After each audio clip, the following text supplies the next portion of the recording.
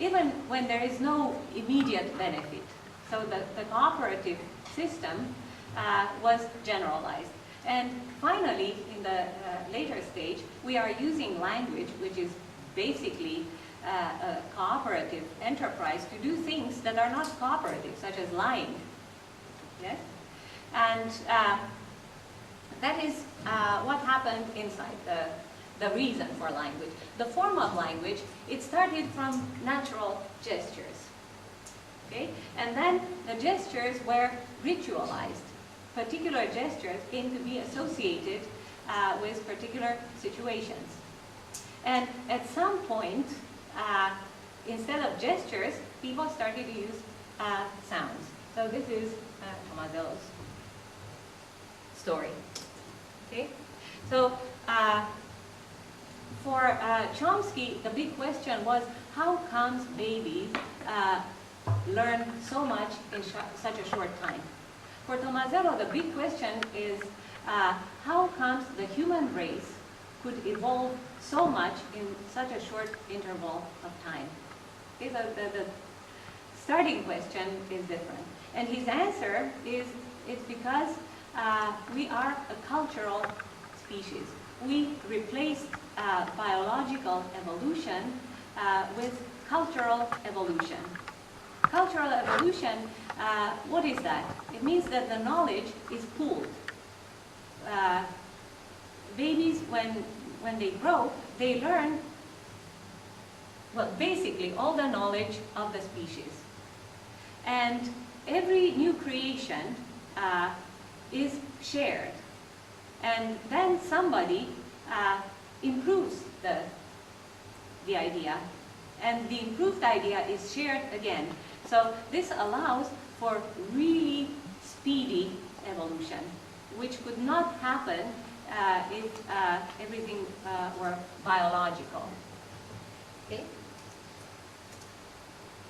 And there is some extra evidence that communication and altruism, cooperation, friendliness are connected. One is the fact that dogs can understand informative gestures. Remember I said before that apes, although they are very smart, they are smarter than human babies, they cannot understand altruistic, informative pointing. Dogs can do that.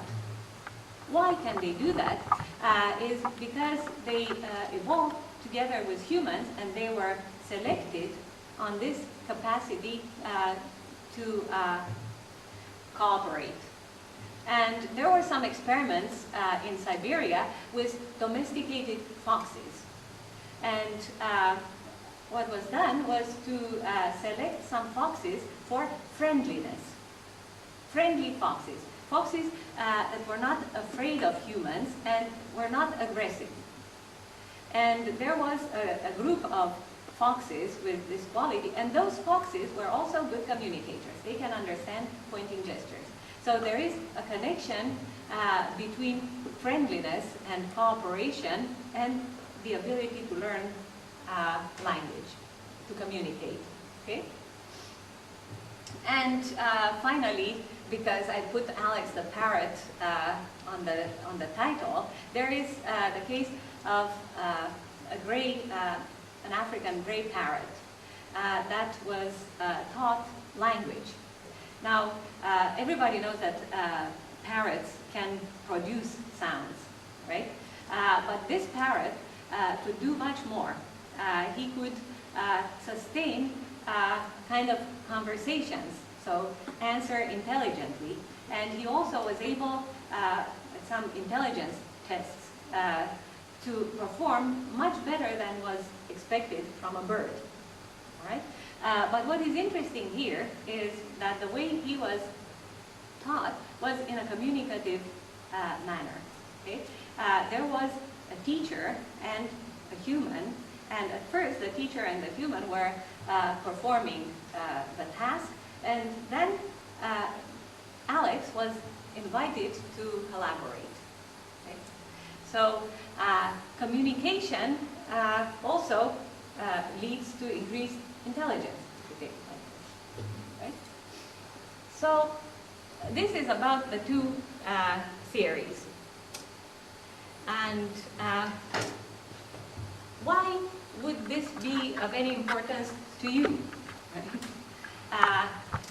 And actually, the way we answer the questions is important, let's say, for second language acquisition, for you as a learner and for us as teachers, right? If we base our learning and teaching on the Chomskyan view, there are some things. First of all, it is going to be a little pessimistic, because Chomsky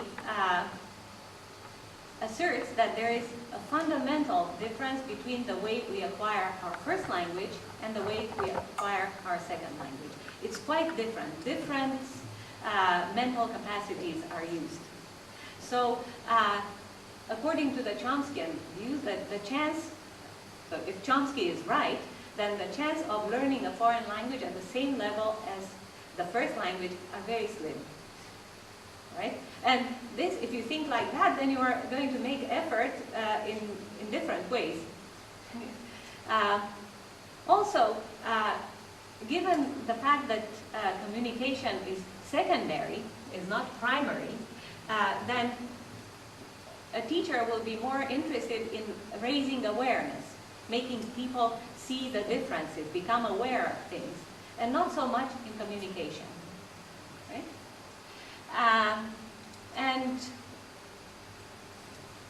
according to him, the big differences among languages come at the sound interface, where there are all kinds of accidents, and that's where we should concentrate, because that's where the difference is, right? On the other hand, if we take Tomazello's view, then communication is central. Yes, in learning language, communication is primary. And also, for him, it's not some abstract grammar that defines language, but using certain symbols in certain situations. So the learning of language should be situation-based. And grammar, where does grammar come from? It's not something that is independent. Yes, like merge. Grammar is a generalization. We hear the same expressions, same types of expressions over and over again, and we draw some conclusions. And that is grammar, right? And there is not necessarily a fundamental difference between first language acquisition and second language acquisition, right? So we could use, if we observe how babies acquire the first language, we could use that to create a system for teaching foreign languages, right? And how is first language acquired? First, babies use one-word constructions, but they refer to a big situation. Second step is they use what is called word pivot construction. There is one word that stays fixed, and what's around it changes, like more juice, more cookie, more toy. Yes, all gone juice, all gone toys. Yeah, it's one thing that is fixed and one thing that varies. And then there is verb islands. Babies get the idea that, for example, in English, the subject is before the verb and the object is after the verb, but they associate this with particular words, right? So they learn that baby draws, and draw window, okay?